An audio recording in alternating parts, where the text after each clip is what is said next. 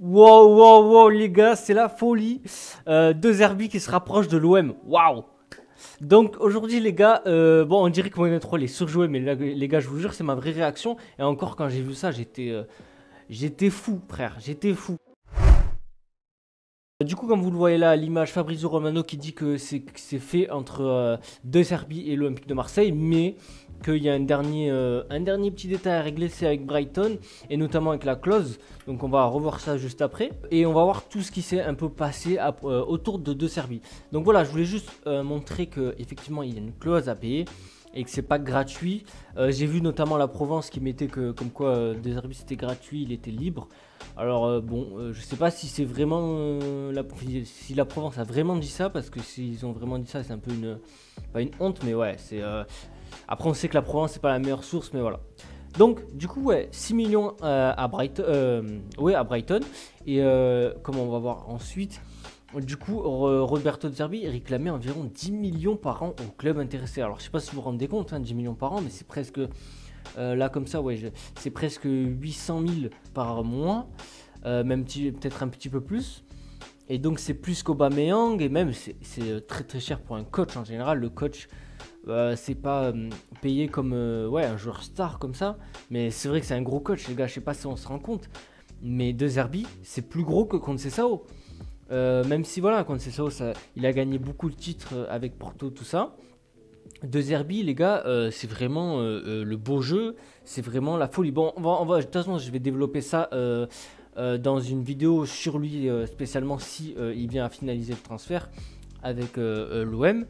Mais du coup, ouais, il a revu ses exigences financières à la baisse. Et du coup, ça fait que il a signé, enfin, il est proche de signer un contrat de 3 ans avec un salaire de 5-6 millions par an. Donc ouais, bon, là c'est beaucoup moins. Ça doit être 400 000 du coup, vu que c'est la moitié. 400 000, peut-être un petit peu plus. Voilà, c'est un salaire, pardon, je pense d'un bon joueur au club.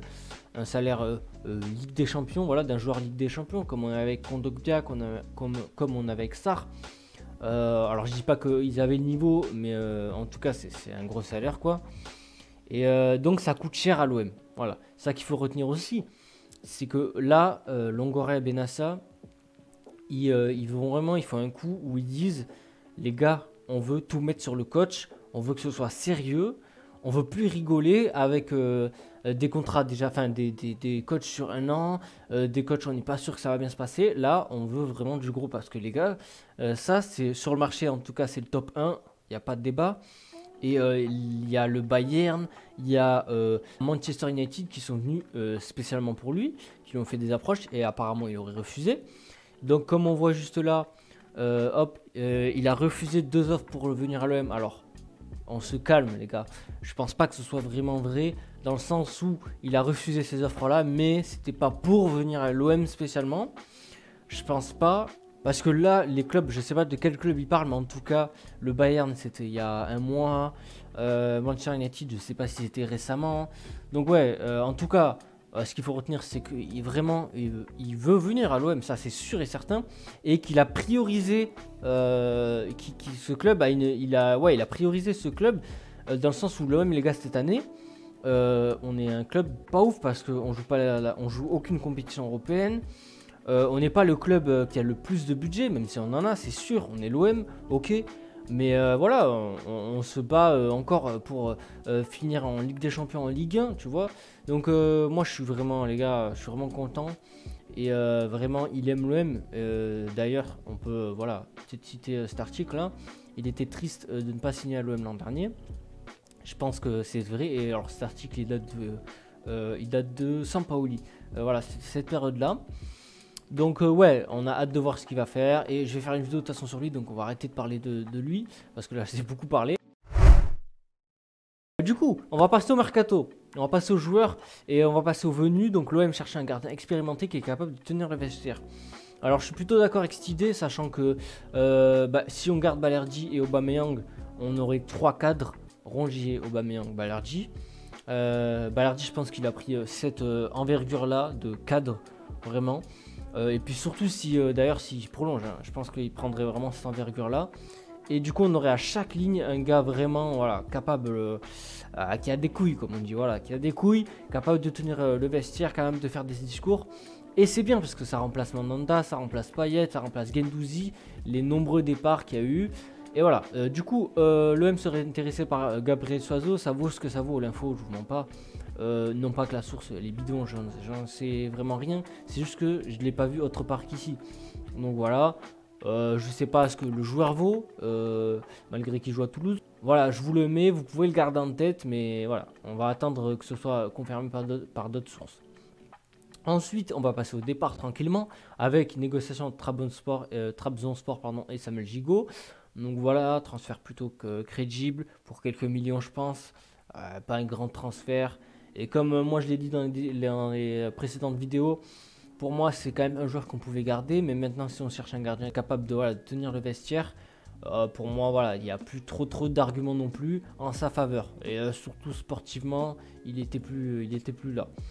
Ensuite, du coup, Vitinha, voilà, qui en douce est en train de partir de l'Olympique de Marseille. Alors là, on voit le tweet qui disait comme quoi il était en train de négocier avec l'Olympique de Marseille et que c'était à propos de 15 millions d'euros, voilà, pour Genoa. Maintenant, plus tard, 1 ou 2 jours, je pense, on a eu l'info comme quoi ça y est, c'est bouclé quasiment, avec une option obligatoire, donc vous en faites pas, ça va être validé. Maintenant, Maintenant reste à voir la somme, mais pour moi, voilà, c'est toujours une bonne chose. Voilà, il était plus bien à l'OM, voilà, bon, il y a pas, même sortiment, on le sait. Reste à voir le transfert, le montant, mais moi, même si c'est 15 millions, honnêtement, je vous le dis, on sauve les meubles. Même si je pense que, allez, je pense, là, franchement, je suis un peu positif, et j'imagine que Longoria a réussi à négocier 18-20. Donc on va voir. Mais vous, dites-moi ce que vous en pensez surtout par rapport à tout ça, le montant du transfert. Enfin, on va mettre Faris Moumbagna qui est traumatisé par les violentes agressions dont il a été victime apparemment. Et ouais, il serait pas contre quitter l'OM. Franchement, je comprends. Le joueur, moi, je comprends totalement s'il veut quitter l'OM mentalement. Voilà, il a subi une agression. Déjà que c'est pas facile d'être un sportif dans un club de foot déjà, notamment par rapport aux critiques et tout, mais à l'OM encore plus, on le sait. Mais voilà, maintenant, Faris, s'il veut quitter l'OM, il n'y a pas de souci. J'espère que juste il va bien continuer sa carrière, il aura plus de problèmes comme ça. Et sportivement, pourtant, il était quand même intéressant, Moumbagna, on va pas se mentir. Voilà. Ensuite, j'ai juste mis 2 tweets histoire de dire que vous pouvez mettre pause et dire, mais c'était histoire de dire que Longoria, que McCourt, il met encore de l'argent dans le club. Donc, on peut dire, voilà, je me répète un peu dans les vidéos, mais on peut dire ce qu'on veut. Il met la main à la pâte. Et pour moi, le fait que Longoria ce soit le président, je vois pas ce qu'on peut dire à McCourt dans le sens où la reproche qu'on lui fait souvent, c'est sportivement, enfin, dire que voilà, il est pas trop là au stade, donc qu'il est pas trop fan de foot, voilà, on peut dire ça. Mais moi, pour le moment, du moment qu'il y a Longoria à ses côtés, donc un gars passionné, tout ça, président, moi voilà, ça me dérange pas. Bon voilà les gars, on a fini avec la vidéo, donc j'espère que ça vous a plu comme d'hab, n'hésitez pas à liker, à vous abonner, ça me donne grave de la force. Et si vous voulez discuter, n'hésitez pas dans les commentaires, sur Twitter, je suis très actif, je réponds à tout le monde. Donc voilà les gars, merci à tous d'avoir suivi cette vidéo, et c'était Nassoem, à la prochaine.